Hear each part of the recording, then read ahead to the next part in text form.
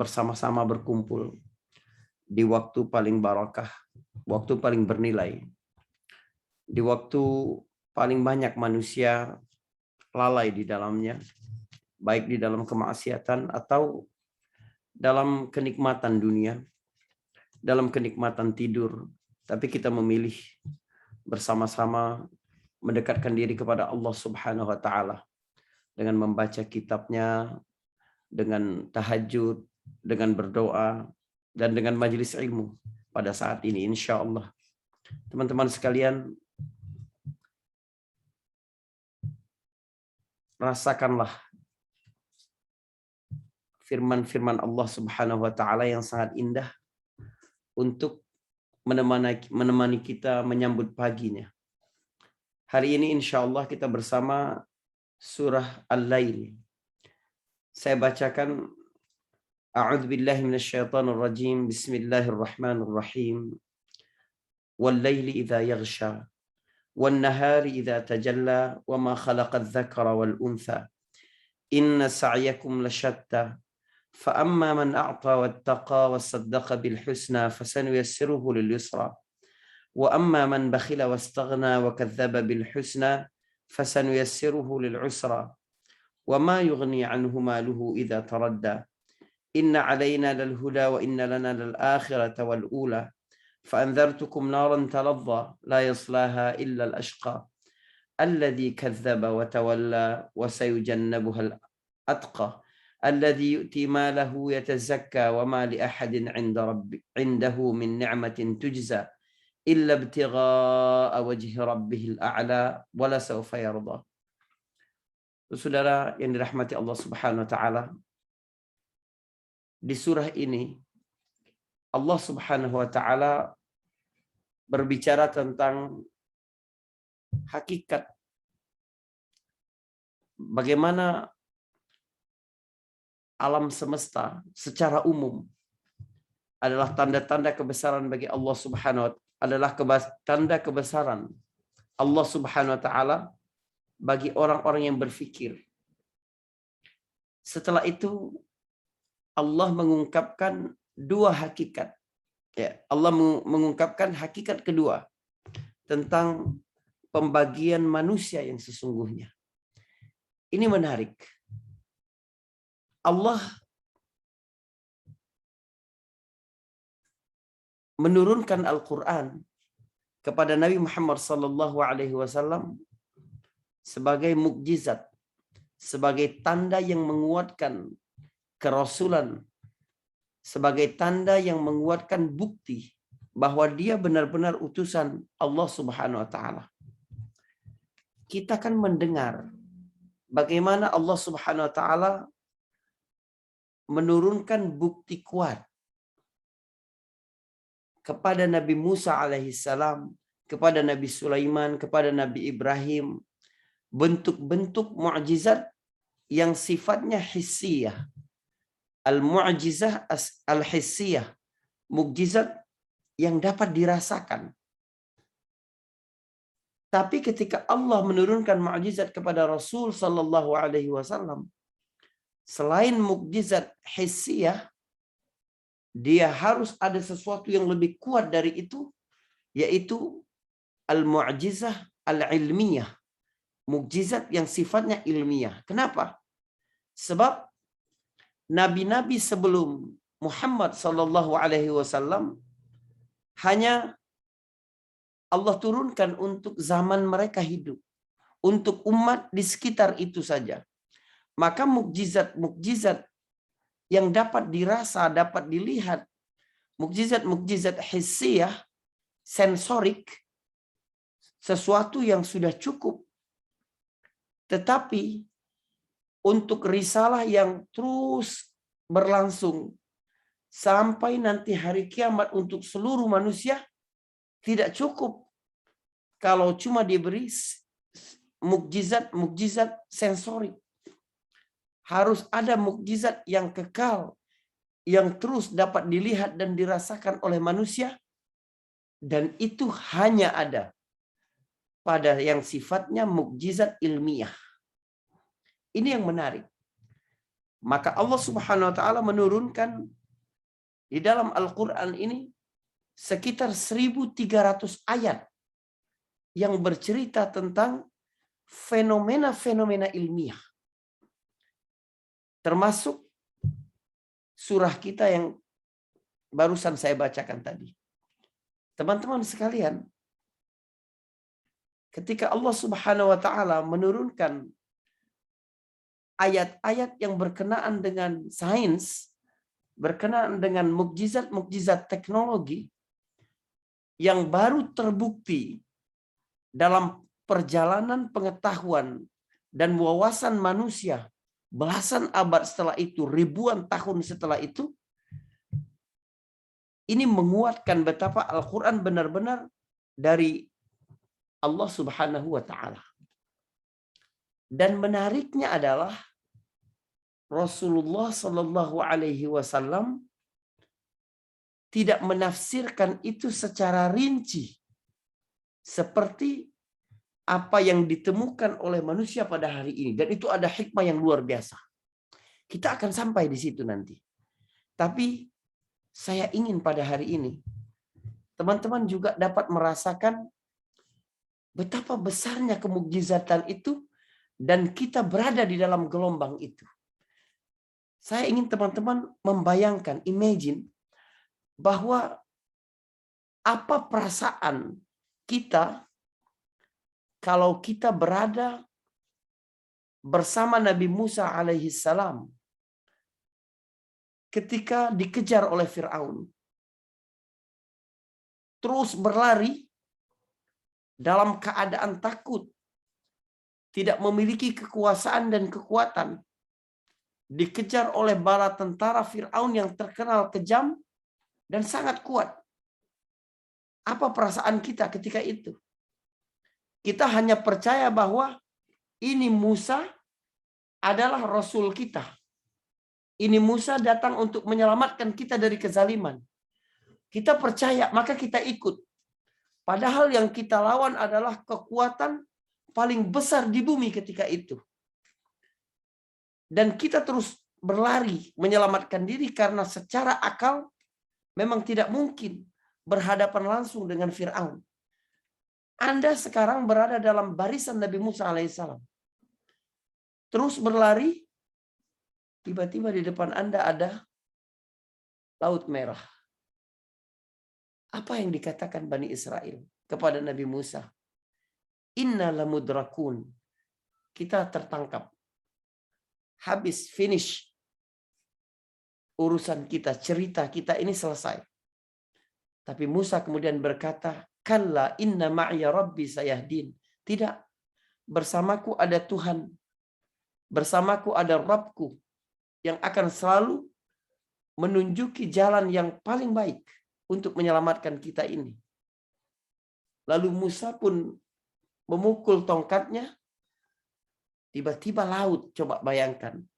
Anda lihat laut pada hari ini. Anda belum pernah dengar cerita tentang Nabi Musa alaihissalam. Sebab Anda hari ini bersama Nabi Musa alaihissalam. Bagaimana sifat bagi laut? Tiba-tiba laut terbelah. Dan menjadi jalan yang bisa membuat kita pergi. Membuat kita melaluinya. Untuk lari dari kejaran Firaun. Apa perasaan kita melihat mukjizat yang sangat nyata di depan mata kita itu? Seperti itulah harusnya yang kita rasakan ketika kita membaca Al-Quran. Kita sedang berjalan di lorong mukjizat. Kita sedang berlari, menyusuri keindahan, keajaiban, keunikan, mukjizat yang Allah berikan kepada manusia. Coba teman-teman sekalian. Allah Subhanahu wa taala di tengah malam ini memberi kesempatan kepada kita untuk membaca walaili idza yaghsha wan nahari idza tajalla. Allah bicara tentang fenomena besar alam apabila malam menutupi, apabila siang membuka segalanya menjadi terang benderang. Coba bayangkan, ada enggak malam bagi Allah Subhanahu wa taala? Tidak ada malam bagi Allah. Allah bicara bagaimana view manusia tentang malam. Ustadz, kenapa tidak ada malam? Sebab matahari selalu bersinar. Teman-teman pernah berpikir tidak? Allah berbicara tentang dua fenomena agar kamu dapat merasakan kebesaran Allah Subhanahu wa taala. Sebab pandangan matamu yang dulu tanpa alat apapun, tapi hari ini menggunakan alat. Hari ini manusia dapat naik ke angkasa. Hari ini dapat mengungkap banyak fenomena-fenomena yang terjadi di semesta. Lalu Allah berkata tentang malam yang kegelapannya menutupi segala sesuatu. Siang yang terangnya membuka segala sesuatu. Kenapa ada siang? Kenapa ada malam? Padahal matahari selalu bersinar. Kalau matahari selalu bersinar, kenapa di angkasa itu gelap? Pernah nggak teman-teman berpikir? Kenapa kalau orang ke angkasa dia melihat gelap? Dia melihat sinar ada di bumi. Seperti kita malam melihat bintang itu. Subhanallah. Allah Subhanahu wa taala mengajak kita mengarungi keindahan dan keajaiban mukjizat. Lebih dari kaum Nabi Musa alaihissalam ketika mereka melewati lorong laut itu. Saudaraku, para astronot ketika mereka naik keluar angkasa, begitu sampai pada ketinggian 65.000 kilometer dari atas permukaan bumi ini, mereka akan berkata, kita sudah jadi benar-benar buta, tidak dapat melihat apapun, kata para astronot. Kenapa? Karena di ruang yang hampa udara, orang tidak bisa melihat cahaya. Apakah cahaya tidak ada? Ada. Tapi sinar matahari yang lewat di ruang tanpa udara, di ruang yang hampa udara, maka sinar itu tidak terlihat. Jadi kita sekarang dapat melihat cahaya, dapat melihat objek-objek benda antara mata kita dan benda karena ada cahaya. Kenapa kita dapat melihat cahaya? Karena ada udara di situ. Begitu kita berada di ruang yang hampa udara, Allah ambil udara dari manusia, manusia nggak bisa lihat. Karena itu agama ini seperti ruh. Al-Quran disebutkan seperti ruh, jiwa yang membuat hidup. Panggilan Allah dan Rasul disebut panggilan yang menghidupkan. Seperti oksigen, seperti udara. Itulah yang membuat kita dapat melihat segala sesuatu dengan benar. Coba buka firman Allah Subhanahu wa taala dalam surat Al-Hijr ayat 14 dan ayat 15. Surat Al-Hijr surah ke-15 ayat 14 dan 15. Allah bicara tentang fenomena ini. Walau fatahna alaihim baban minas sama fadhallu fihi ya'rujun. Perhatikan teman-teman. Sekarang kita sedang masuk ke dalam lorong mukjizat. Seperti kaum Nabi Musa masuk ke dalam lorong keajaiban yang menguatkan bukti kerasulan Nabi Musa alaihissalam. Hari ini kita masuk ke dalam lorong ilmu pengetahuan yang membuktikan kebenaran risalah Rasul sallallahu alaihi wasallam. Walau fatahna alaihim baban minas sama.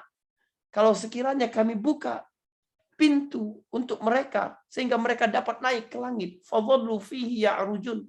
Mereka dapat naik menembus angkasa, melewati ruang tanpa udara itu, laqalu innama sukirat absaruna bal nahnu qaumun mashurun. Mereka akan berkata, kenapa kita tidak bisa melihat apa-apa? Gelap seperti disihir. Subhanallah. Lihat mukjizat ilmiah Al-Quran ini. Lihat bagaimana dirimu sedang menyelaminya di ujung malam ini. Betapa syarat mukjizat. Teman-teman sekalian. Artinya, akalmu berada di tempat yang benar. Jiwamu berada di tempat yang benar. Ketika engkau berada di dalam petunjuk Allah Subhanahu wa taala, ketika engkau melakukan kebaikan, ketika engkau menjadi bagian dari umat Nabi Muhammad sallallahu alaihi wasallam, Engkau bukan bersama Fir'aun yang nanti bakal tenggelam, bukan. Engkau masuk ke dalam lorong mukjizat. Tapi ini mukjizat ilmiah. Banyak sekali contoh-contoh di dalam Al-Quran. Kita mengawali setiap pagi dengan Al-Quran. Mengawalinya dengan membaca ayat Al-Quran. Bukan hanya membaca kosong. Kita mentadaburi isinya. Banyak sekali lorong-lorong mukjizat di dalam Al-Quran ini. Misalnya contoh lain. Allah bicara tentang kemenangan bangsa Romawi. Alif Lam Mim. Ghulibatir Rum. Fi adnal ardi. Alif Lam Mim. Bangsa Romawi telah dikalahkan. Fi adnal ardi. Apa maksud adnal ardi? Dulu diterjemahkan sebagai di bumi yang dekat. Adna itu artinya paling bawah. Sama asal katanya dengan dunia. Dana artinya mendekat, dana artinya rendah. Dia disebut dunia, tempat kita ini hidup disebut dunia karena dia rendah. Adna bentuk superlatif, tempat yang paling rendah. Di mana pasukan Romawi mengalami kekalahan. Seperti yang diceritakan dalam surat Ar-Rum ini. Di tempat yang ribuan tahun setelah itu. Manusia ketika melihat dengan kamera satelit. Manusia yang dapat mengukur. Bahwa ternyata memang di tempat itulah. Di Jordan itulah. Tempat Romawi dikalahkan itu merupakan tempat di mana permukaan bumi paling rendah terdapat. Jadi tentang sahah, tentang satu permukaan bumi yang tingkat kerendahannya di bawah permukaan laut. Allah bicara tentang itu. Subhanallah. Ini tentang alam. Tentang dirimu. Nanti Allah juga sampaikan tentang diri kita. Wa ma khalaqadz dzakara wal untha. Dan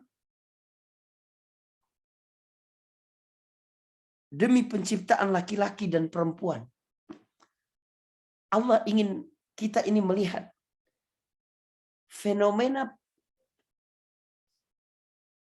bagaimana Allah menciptakan laki-laki dan bagaimana Allah menciptakan perempuan. Ini terdapat mukjizat. Allah menyebutkan di dalam surat An-Najm ayat 45 dan 46.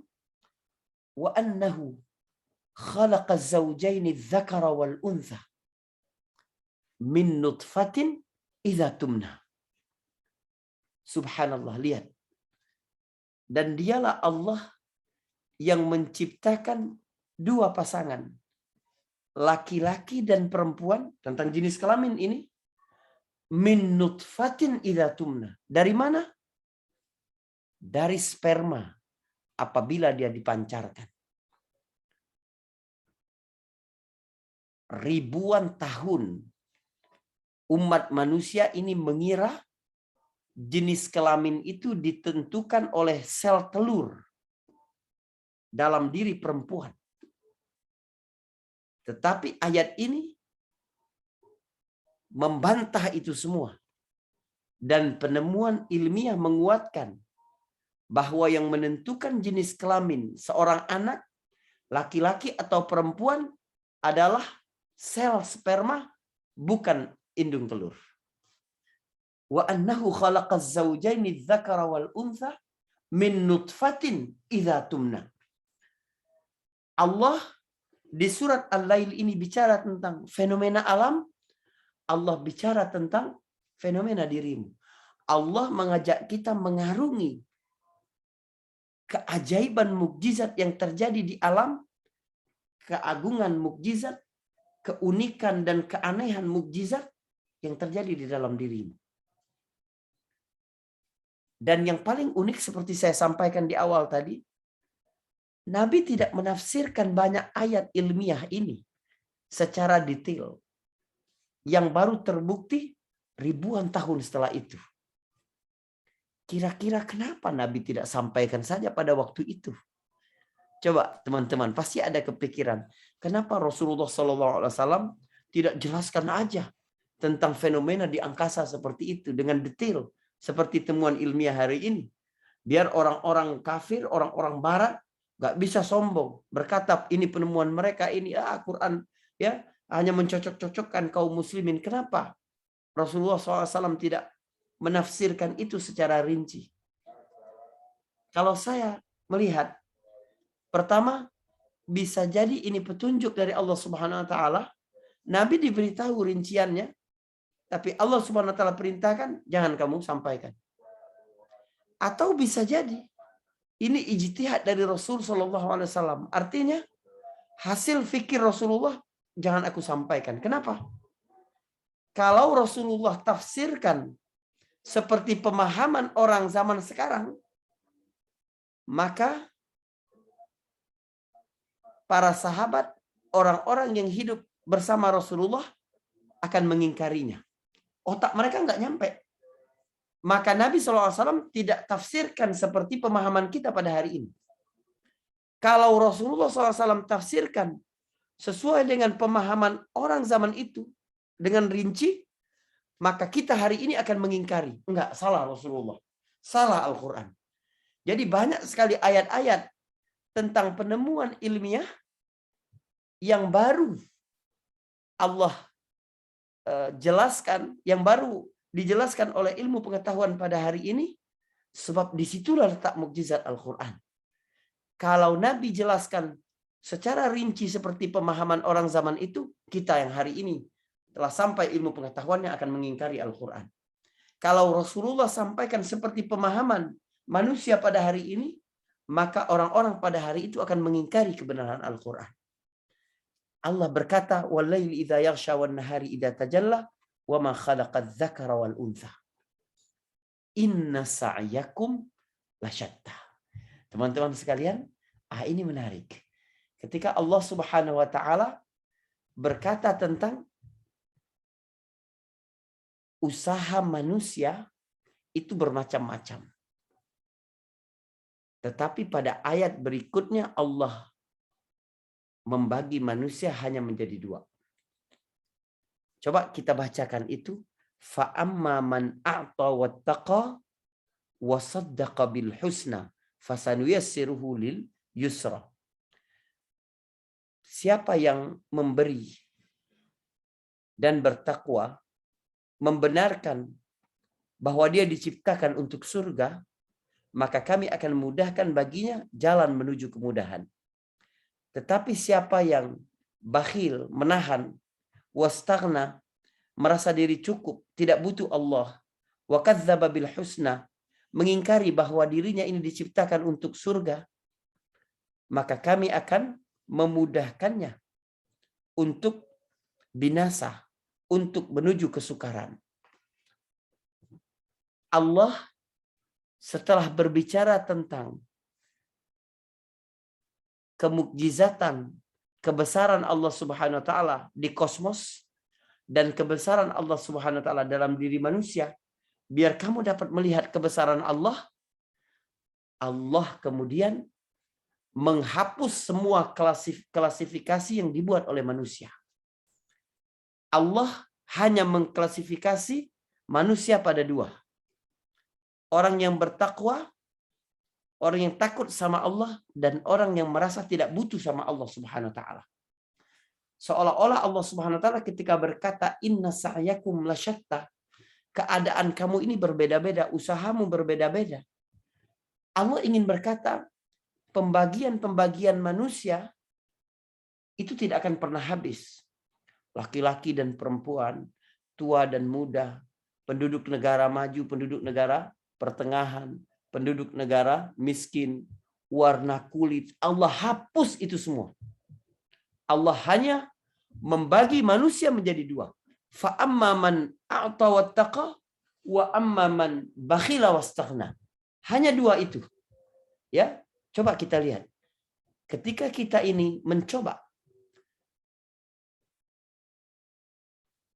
melakukan apa saja untuk berusaha menjadikan diri kita ini termasuk orang yang bertakwa. Termasuk kenapa kita bangun pada sepertiga malam ini. Allah berkata, فَأَمَّا مَنْ أَعْطَى وَاتَّقَى. Maka barang siapa yang memberi, apa yang dia beri? Dia memberi dirinya untuk Allah. Dia memberi waktunya untuk Allah. Dia memberi hartanya untuk Allah. Dia memberikan prioritasnya untuk Allah. Dia memberikan keterampilannya untuk Allah. Dia memberikan ilmunya untuk jalan Allah Subhanahu wa taala. Wattaqa, karena dia bertakwa. Karena dia takut. Sebab apa? Wasaddaqa bil husna.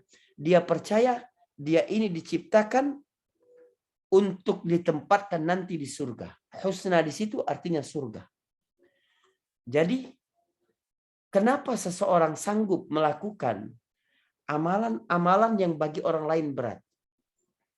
Karena dia percaya bahwa dia diciptakan bukan untuk suatu kesia-siaan. Dia diciptakan untuk mempermudah dirinya menuju surga. Adapun orang sebaliknya, wa amma man bakhila wastaghna, adapun orang yang tidak mau berbagi, tidak mau memberi waktunya, tidak mau memberi tenaganya, tidak mau memberi hartanya untuk Allah Subhanahu wa taala. Wastaghna, karena dia merasa tidak butuh Allah, dia merasa kuat, sehingga dia pun bermaksiat kepada Allah Subhanahu wa taala. Dia melakukan apapun yang menunjukkan bahwa dia ini kuat, dia ini dapat melakukan apa saja yang dia mau. Wa kadzdzaba bil husna. Dia mendustakan bahwa dia diciptakan untuk surga. Untuk surga. Teman-teman sekalian, Allah berbicara tentang dua tujuan ini. Tujuan surga dan tujuan neraka. Kalau kamu mendustakan dirimu diciptakan oleh Allah Subhanahu wa taala untuk masuk ke dalam surganya, hanya ada satu tempat yang tersisa, yaitu neraka. Ada pertanyaan di dalam diri kita. Kalau memang Allah Subhanahu wa taala menciptakan kita ini untuk surga, kenapa Allah Subhanahu wa taala menciptakan syahwat? Kenapa Allah Subhanahu wa taala menciptakan hawa nafsu ke dalam diri kita? Padahal Allah Subhanahu wa taala berkata di ayat ke-7, orang yang membenarkan dirinya diciptakan untuk surga, Allah mudahkan jalannya untuk kemudahan. Fasanuyassiruhu lil yusra. Tetapi orang yang bermaksiat, orang yang mengikuti hawa nafsu, dia seperti yang Allah gambarkan di ayat ke-10, fasanuyassiruhu lil usra. Allah mudahkan dia menuju kebinasaan. Dua ayat ini, ayat ke-7 dan ayat ke-10 ini maknanya dalam sekali. Anda sering mendengar orang yang mendustakan agama, orang yang tidak percaya akhirat, akan berkata, susah banget sih jadi orang Islam itu. Susah sekali. Masih muda, taat kepada Allah. Semuanya serba dilarang. Semuanya serba dibatasi. Tidak boleh berzina, tidak boleh minum minuman keras, tidak boleh berjudi, tidak boleh begini, tidak boleh semua. Padahal ada keinginan. Allah berkata, ada dua jalan yang dapat digunakan oleh hawa nafsu, yang dapat digunakan oleh syahwat. Kenapa Allah bekali manusia? Syahwat justru diciptakan oleh Allah Subhanahu wa taala untuk meninggikan manusia, memudahkan manusia ke jalan kebenaran, ke jalan kemudahan, ke jalan surga. Kenapa Allah buat maksiat? Kenapa Allah buat syahwat dalam diri manusia? Kenapa Allah bikin hawa nafsu dalam diri kita ini? Karena itu bisa meninggikan manusia menuju Allah. Analoginya teman-teman sekalian, syahwat bagi manusia itu seperti BBM bagi kendaraan. BBM bagi kendaraan. Kenapa kendaraan bisa tabrakan, bisa ngebut, melanggar lalu lintas? Karena ada BBM. Tetapi kenapa kendaraan dapat membuat manusia sampai ke tujuan dengan selamat dan nyaman? Karena ada BBM. Jadi, kenapa BBM dapat menyampaikan manusia kepada kemudahan, kenapa BBM dapat menyampaikan manusia kepada kesusahan, kecelakaan? Bukan pada BBM-nya, bukan pada syahwatnya, tetapi bagaimana BBM dituangkan. Bahan bakar itu dituangkan, diarahkan jalurnya. Karena itulah Allah Subhanahu wa taala tidak menciptakan syahwat, hawa nafsu bagi manusia, kecuali agama ini menciptakan jalur yang tepat untuk menyalurkan hawa nafsu itu. Untuk apa? Untuk menyampaikan manusia kepada tujuan yang paling tinggi tadi, menuju Allah Subhanahu wa taala. Bensin, ya, BBM ini, bahan bakar ini, kalau melalui jalur yang tepat, dia akan membakar mesin menjadi tenaga, mengantarkan manusia ke tujuan. Manusia akan selamat, manusia akan nyaman, manusia akan merasa dingin di dalamnya, manusia akan merasa empuk di dalamnya. Tetapi kalau bensin ini berserakan kemana-mana, dia bukan menjadi pembakaran yang bermanfaat, tapi malah dia kemudian meledak, membinasakan mobil, membinasakan penumpang. Syahwat yang tidak disalurkan di tempatnya seperti bahan bakar yang tidak disalurkan di tempatnya akan membinasakan bumi, akan membinasakan alam, dan akan membinasakan manusia. Syahwat Allah buat kepada manusia ini, syahwat kepada lawan jenis. Kalau dia ini disalurkan di jalan yang benar, kamu akan merasakan kedamaian. Litaskunu ilaiha. Disitulah bentuk sakinah dalam menjalani roda kehidupan yang penuh kerikil, penuh dengan gelombang, penuh dengan jalan-jalan yang berlobang. Subhanallah, disitulah ada mawaddah, disitulah ada rahmah. Karena apa? Karena ada BBM, karena ada syahwat. Tapi agama membuatnya disalurkan di jalan yang benar. Ketika seseorang taat kepada aturan Allah, bukan hidupnya tersiksa, bukan. Tapi justru membuat hidupnya fasanuyassiruhu lil yusra. Ya Allah, teman-teman sekalian, apa yang membuatmu bangun pada malam hari ini adalah apa yang membuat Allah Subhanahu wa taala memudahkan jalan hidupmu. Apa yang membuat Allah menyelamatkan kendaraanmu. Apa yang membuat Allah Subhanahu wa taala melestarikan alammu. Subhanallah. Sebaliknya kamu melihat orang-orang bebas sekali dia.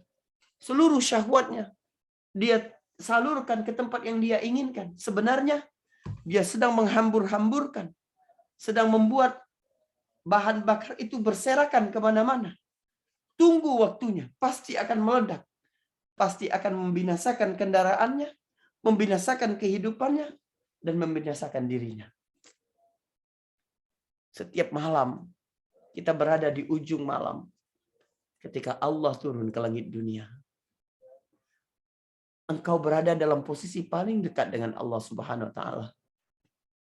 Lalu engkau mengarungi lautan mukjizat yang dibelah oleh Allah Subhanahu wa taala untuk Musa. Engkau membelah ayat-ayat Allah. Engkau masuk mengarunginya. Berjalan menuju keselamatan di jalannya. Engkau percaya bahwa engkau diciptakan untuk surga. Lalu engkau selamat. Lalu engkau semangat melakukan seluruh kebaikan-kebaikan di dalamnya. Allah Subhanahu wa taala katakan, Faris, Mbak Eza, ya, Mbak Ilma di sini. Semua yang ada di sini. Inna sa'yakum lasyatta. Usaha kalian berbeda-beda. Ada yang jadi pengajar, ada yang jadi ahli di bidang IT, ada yang ahli di bidang ekonomi, ada. Itu adalah klasifikasi manusia. Di malam yang penuh kedamaian ini, seperti dalam kehidupan ini, Allah cuma membagimu menjadi dua. Engkau yang menyalurkan syahwat yang Allah titipkan menjadi bahan bakar menuju Allah Subhanahu wa taala. Engkau gunakan dalam kondisi yang paling kuat, memiliki tenaga yang paling kuat menuju Allah Subhanahu wa taala. Maka engkau berada di dalam track yang benar. Allah memudahkan jalan-jalanmu untuk menuju Allah Subhanahu wa taala. Saudaraku, ketika perjalanan ini dilakukan bersama, jalan yang jauh pun akan menjadi lebih mudah. Kita menikmati perjalanan ribuan kilometer touring bersama teman-teman. Kenapa? Karena sama-sama. Inilah jamaah Terang Jakarta. Inilah teman-teman yang selalu bangun lebih awal di setiap malamnya. Menggunakan bahan bakar yang Allah titipkan dalam kehidupannya ini menjadi lebih menyenangkan ketika kita melakukan bersama-sama. Kalau nanti ada yang rusak kendaraannya, ada yang berhenti di jalan, tugas kita lah untuk tidak meninggalkannya. Teman-teman sekalian, kalau nanti dalam perjalanan kalian menuju Allah Subhanahu wa taala, kalian tidak dapati saya, kalian temukan mobil saya mogok, na'udzubillah, maka bantu saya. Turun, perbaiki mobil saya. Begitu juga kalau ada salah seorang dari teman-teman yang mengalami kerusakan di tengah perjalanan itu. Semoga renungan di akhir malam ini bermanfaat untuk kita semua. Wal-laili idza yaghsha wan-nahari idza tajalla. Lihatlah seluruh fenomena di alam ini. Wa ma khalaqadz dzakara wal untha. Lihatlah fenomena yang ada dalam dirimu. Ini semua adalah mukjizat-mukjizat. Allah memberi kesempatan kepadamu setiap hari masuk ke dalam belahan laut merah. Setiap hari masuk ke dalam api Namrud dan tidak terbakar. Setiap hari menyaksikan onta keluar dari dalam batu. Setiap hari menyaksikan tongkat yang berubah menjadi ular. Setiap hari engkau bersama Al-Quran. Setiap hari engkau bersama keajaiban-keajaiban Allah yang Allah tunjukkan kepadamu. Agar semakin teranglah nilai-nilai kebenaran. Agar semakin teranglah seluruh hakikat ini. Sebab ada udara, ada oksigen. Tidak seperti orang yang berada di udara yang tidak melihat apa-apa. Semoga bermanfaat. Apabila ada salah saya mohon maaf. Billahi taufiq wal hidayah. Assalamualaikum warahmatullahi wabarakatuh. Waalaikumsalam warahmatullahi wabarakatuh. Masih sangat.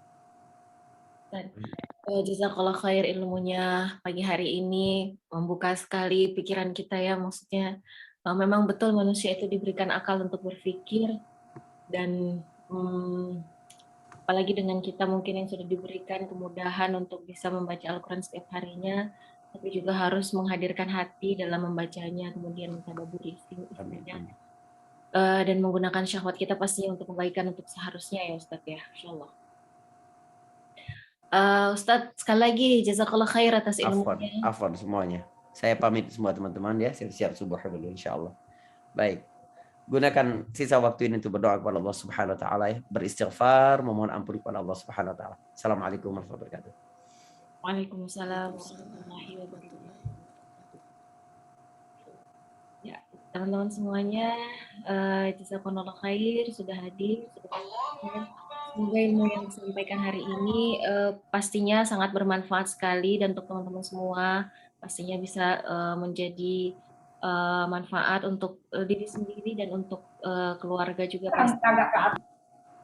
Semoga ilmu yang didapat hari ini semakin menguatkan niat kita dan juga usaha kita untuk selalu mendekat kepada Allah, untuk selalu membaca ayat-ayat Allah, dan untuk memahami isi-isinya dan menggunakan pikiran kita, akal kita untuk selalu berpikir tentang kebesaran Allah juga pastinya.